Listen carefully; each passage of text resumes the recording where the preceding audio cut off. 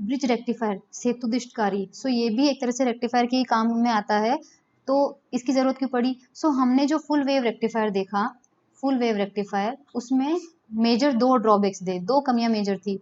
तो पहली कमी कौन सी थी? पहली कमी ये थी कि उसका जो पीक इनवर्स वोल्टेज आता है वो ट्वाइस ऑफ ईएम आता है। ये मैंने उस टाइम डिटेल से पढ़ाया है कि आप देख लेना, पीक इनवर्स वोल्टेज वो होता है, कोई डायोड जब रिवर्स बायस में होता है तो उस पर हाईएस्ट कितना पोटेंशियल वहां पर अप्लाई हो रहा है। तो ये 2 EM है, यानी कि डायोड की कैपेसिटी हमें इतनी ज्यादा रखनी पड़ेगी कि वो इतने सारे वोल्टेज को रिवर्स बायस में झेल पाए। क्योंकि रिवर्स बायस में क्या होता है कि जब ज्यादा वोल्टेज अप्लाई कर देते हैं तो डायोड टूट जाता है या खराब हो जाता है या ब्रेक डाउन हो जाता है उसका। सो वो 2 EM रिवर्स बायस में वोल्टेज झेल पाए, इस कैपेसिटी का रखना पड़ेगा फुल वेव रेक्टिफायर में, क्योंकि हमने देखा था 2 EM आया था। और दूसरी ड्रॉबैक उसकी क्या है कि जो ये चीज करते हैं अपन, ट्रांसफॉर्मर लगा लिया यहाँ पे कॉइल, सो यहाँ D1 अपना लगता था और यहाँ पर D2 अपना लगता था। सो बीच में से यहाँ पर कनेक्शन करना पड़ता था और उस कनेक्शन से एक वायर निकाल के वो D1 से कनेक्ट होता था। सो ये जो ट्रांसफॉर्मर को एक से दो पार्ट में डिवाइड करते हैं और ये जो सिस्टम क्या होता है, इससे इसका साइज काफी बढ़ जाता था, इससे इसका साइज जो है वो काफी बढ़ जाता था। क्योंकि दिखने में तो चल रहा है कि सिंपल वायर से कर दिया, बट ऐसा करते नहीं है, ट्रांसफॉर्मर का दो सेक्शंस करने पड़ते हैं। सो साइज काफी बड़ा था तो कन्वीनियंट नहीं था। सो ये दो ड्रॉबैक थे फुल वेव रेक्टिफायर के लिए। तो इन दोनों को ओवरकम करने के लिए एक नया टाइप का रेक्टिफायर आता है, ब्रिज रेक्टिफायर। अब ब्रिज रेक्टिफायर के अंदर जो पीक इनवर्स वोल्टेज होता है वो EM ही रहता है, ताकि कम कैपेसिटी वाले डायोड भी चल जाएंगे और उसका साइज जो होता है वो फुल वेव रेक्टिफायर से छोटा होता है। लेकिन इसकी खुद की अलग कमियां होती है जो कि लास्ट में पढ़ेंगे। तो ये ब्रिज रेक्टिफायर का सर्किट डायग्राम है। इनपुट हमने दिया, आउटपुट हमको यहाँ पर मिल जाता है सेकेंडरी कॉइल पे। उसके बाद देखो यहाँ पर 4 डायोड होते हैं, D1, D2, D3, D4। Okay, और वो इस तरह से जुड़े हुए होते हैं। अब इनिशियली हमें पता है सिग्नल ऐसे आ रहा है, यानी हाफ साइकिल के लिए हमें ये वाला पॉइंट पॉजिटिव मिलेगा और ये वाला नेगेटिव मिलेगा। तो वो कंडीशन देखते हैं, जब ये वाला पार्ट पॉजिटिव होता है और ये नेगेटिव है तो करंट कैसे जाएगी? करंट हमेशा पॉजिटिव वाले टर्मिनल से निकलती है, तो करंट का पाथ अच्छे से समझना, इस तरह से करंट एंटर करेगी। अब देखना, ये पॉजिटिव है तो इन डायोड D1 और D4 में से कौन सा फॉरवर्ड बायस होगा और कौन सा रिवर्स बायस होगा? ये कैसे चेक करते हैं? बैटरी का पॉजिटिव टर्मिनल जिस डायोड के पॉजिटिव पार्ट से जुड़ा हुआ होगा वो फॉरवर्ड बायस होता है। एक डायोड के अंदर ये ट्राइंगल वाला पार्ट होता है P पार्ट, और जो लाइन वाला पार्ट होता है वो होता है N पार्ट। सो अगर ये पॉजिटिव बैटरी के पॉजिटिव से जुड़ा हुआ होता है तो इस डायोड को फॉरवर्ड बायस माना जाता है। तो डायोड D1 का देखो ट्राइंगल, डायोड D1 का ट्राइंगल सीधा इस पॉजिटिव से कनेक्टेड है, जबकि D4 की लाइन यानी D4 का नेगेटिव टर्मिनल इस पॉजिटिव से कनेक्टेड है। सो D4 तो हो गया रिवर्स बायस और D1 हो गया फॉरवर्ड बायस। तो करंट किस में से जाएगी? D1 में से जाएगी। सो करंट ऐसे आई और वो गुजर गई D1 में से। ओके, D1 में से गुजरने के बाद आगे वो कहां पर जाएगी? इधर चली जाएगी, फिर वो RL में से गुजरेगी और RL में से गुजर के वापस वो यहाँ आएगी, फिर यहाँ चली जाएगी। यहाँ पर कोई कनेक्शन नहीं है, ये इसके ऊपर से जा रहा है वायर, तो वो इधर चली जाएगी। अब देखो, फिर आता है हमारे पास D3 और D2। तो क्योंकि उस टाइम पे ये नेगेटिव वाला टर्मिनल है, तो डायोड का कैसे देखते हैं, फॉरवर्ड बायस या रिवर्स बायस? नेगेटिव नेगेटिव से जुड़ा होना चाहिए, पॉजिटिव पॉजिटिव से। तो आप D3 की देखो, D3 का नेगेटिव टर्मिनल है ये, जो कि सीधा यहां से आके इस नेगेटिव से जुड़ रहा है। सो नेगेटिव टर्मिनल D3 के नेगेटिव से जुड़ा है, इसका मतलब D3 कैसा हो गया?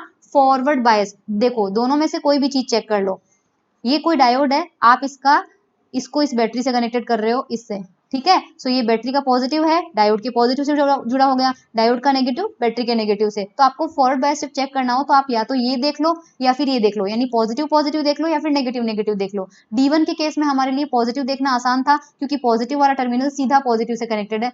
D3 में हमारे पास ये नेगेटिव वाली लाइन है जो कि इस नेगेटिव वाले टर्मिनल से जुड़ी हुई है। सो D3 कैसा हो जाएगा? फॉरवर्ड बायस हो जाएगा। सो करंट यहाँ C तक तो आ चुकी है, C तक आने बाद वो किस में निकलेगी? D3 में से निकलेगी। और D3 में से गुजरने के बाद अब क्योंकि जो D2 है, उस D2 का आप देखो, D2 का ये ट्राइंगल वाला हिस्सा नेगेटिव टर्मिनल से जुड़ा है, यानी कि D2 रिवर्स बायस में है। इस कंडीशन में D4 भी रिवर्स बायस में है और D2 भी रिवर्स बायस में है, तो इन दोनों में से करंट पास नहीं होगी। तो जैसे ही करंट D3 को क्रॉस करके F तक पहुंचेगी, वो वापस अपना पाथ इस जगह ले लेगी और फिर इधर चली जाएगी। तो देखो वापस पॉजिटिव, तो सर्कल देखो, सर्कल इस तरह से आया, ये करंट का पाथ है, मैं वापस बना रही हूँ, इधर यहाँ से गई, यहाँ से गई, फिर RL में से गुजरी, फिर BL में से गई, फिर CL में से गई, फिर D3 में से गई और फिर ये गई, और ये इसने अपना क्लोज पाथ कंप्लीट कर लिया।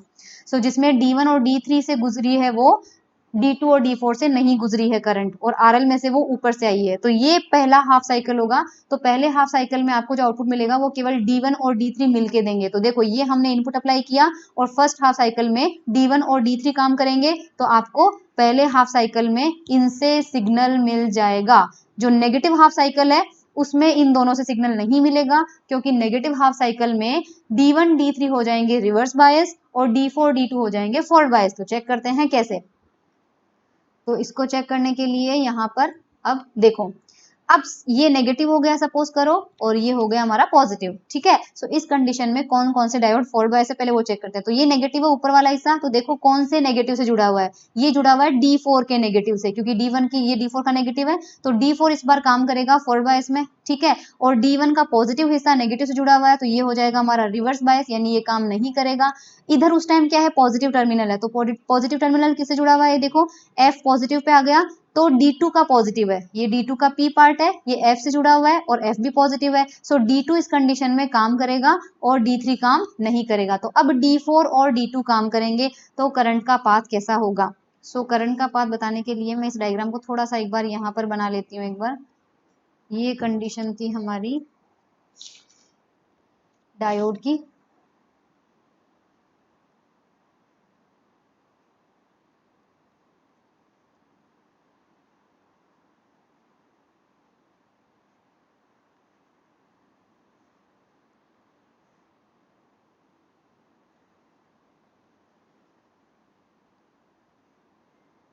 ओके। सो यहाँ से अब ये नेगेटिव टर्मिनल है हमारा और ये पॉजिटिव टर्मिनल है, ओके। और मैंने अभी भी बताया था कि अब कौन कौन से, ये हमारा D1 है, ये हमारा D2 है, ये D3 है और ये D4 है। तो ये नेगेटिव है, तो इसका मतलब एक तो D4 काम करेगा और ये पॉजिटिव है, पॉजिटिव D2 के पॉजिटिव से जुड़ा है, तो D2 काम करेगा। तो करंट का पाथ देखो, करंट हमेशा पॉजिटिव टर्मिनल से शुरू होती है, तो करंट का पाथ शुरू होगा यहाँ से, ओके। फिर करंट गई यहाँ पे, अब क्योंकि D2 काम कर रहा है, D3 काम नहीं कर रहा, तो D2 में से गुजर जाएगी, तो D2 में से गुजर जाएगी। D2 में से गुजरने के बाद D1 भी काम नहीं कर रहा है, तो ये D1 में से नहीं गुजरेगी बल्कि इधर से चली जाएगी, यहाँ से निकलते ही ये RL में से आ जाएगी, फिर ऐसे जाएगी, फिर इस तरह से जाएगी, फिर इस तरह से जाएगी, और ये वायर ऊपर से जा रहा है तो इसमें से चली जाएगी। यहाँ तक आने के बाद इसको पता चल जाएगा कि D4 काम कर रहा है अभी, तो सीधा ये D4 के अंदर से एंटर करेगी। अब क्योंकि D1 तो रिवर्स बायस है, तो D1 में से तो जाएगी नहीं, तो यहाँ से ये मुड़ जाएगी पीछे और ये वापस इसने प्लस पे आ गई, तो ये वाला पाथ चूज करेगी। तो एक बार फिर से पाथ देख लेते हैं, ये यहाँ से गई,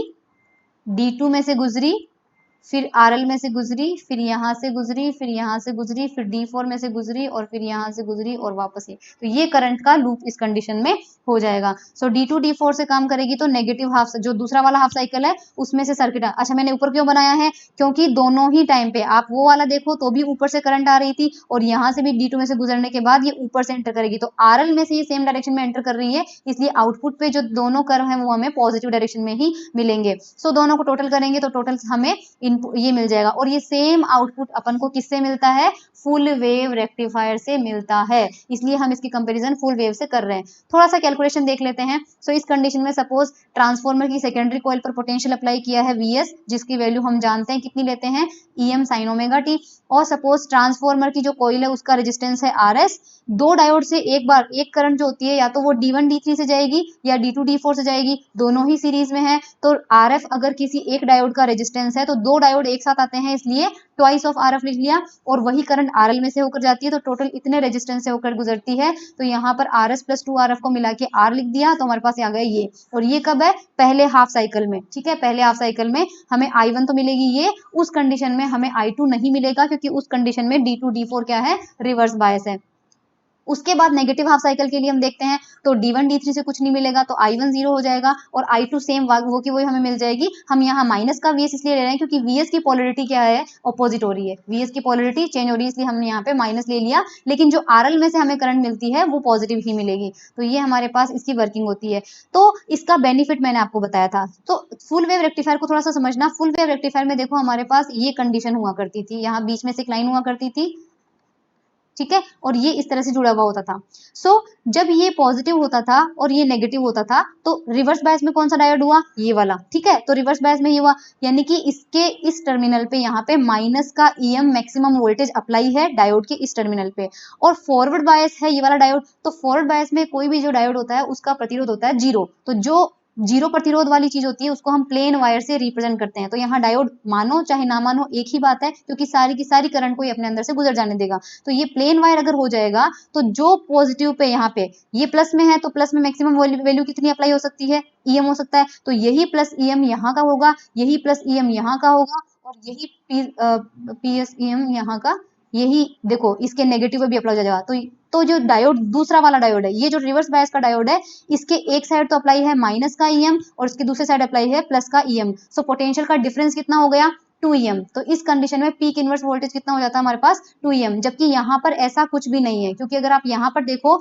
तो किसी भी टाइम पे कोई भी एक डायोड को देखो, सपोज इस D1 की बात करते हैं, तो जब ये पॉजिटिव में होगा तो D1 तो होगा फॉरवर्ड बायस में, ठीक है, और D3 भी हमने देखा फॉरवर्ड बायस में है, और D4 D2 क्या है, रिवर्स बायस में है। तो जो D4 वाला पार्ट है उसको एक बार देखो, तो D4 की जो नेगेटिव टर्मिनल है ये पॉजिटिव है, हमने पॉजिटिव रखा है ऊपर वाला टर्मिनल। ओके, मैं डायग्राम थोड़ा सा यहाँ पर बनाती हूँ।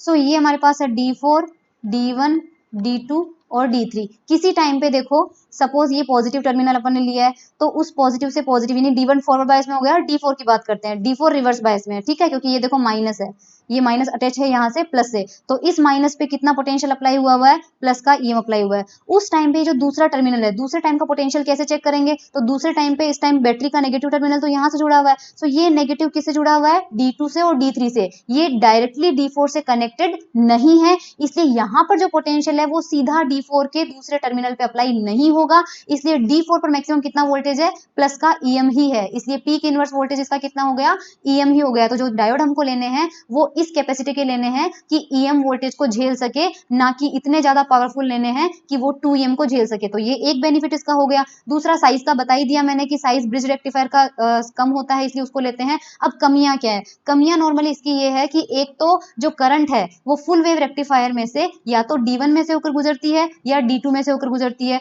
तो जो D1 का रेजिस्टेंस है और D2 का रेजिस्टेंस है उस पर जो पोटेंशियल ड्रॉप होता है तो वो एक ही बार होगा, लेकिन जो ब्रिज रेक्टिफायर है उसमें एक बार में करंट दो डायोड से होकर गुजरती है, तो इसके रेजिस्टेंस पर भी और इसके रेजिस्टेंस पर भी दो बार वोल्टेज का ड्रॉप हो जाएगा, तो हमें आउटपुट में वोल्टेज कम मिलेगा। तो ये तो एक इसकी कमी हो गई। दूसरी कमी इसकी जो एफिशिएंसी होती है वो फुल वेव रेक्टिफायर से कम पाई गई। तो ये इसकी दो कमियां, दो कमियां कौन सी, कि एक तो दो डायोडों से गुजरने की वजह से, दोनों के सीरीज कॉम्बिनेशन से गुजरने की वजह से इस पर पोटेंशियल का ड्रॉप ज्यादा होता है, जबकि फुल वेव रेक्टिफायर में या तो सिग्नल एक बार D1 से गुजरेगा या D2 से गुजरेगा, तो एक ही डायोड से गुजरने की वजह से पोटेंशियल का ड्रॉप कम होता है। सो ये इसका ड्रॉबैक है। तो दो कमियां हो गई और दो इसके पॉजिटिव पॉइंट हो गए। तो ये था ब्रिज रेक्टिफायर।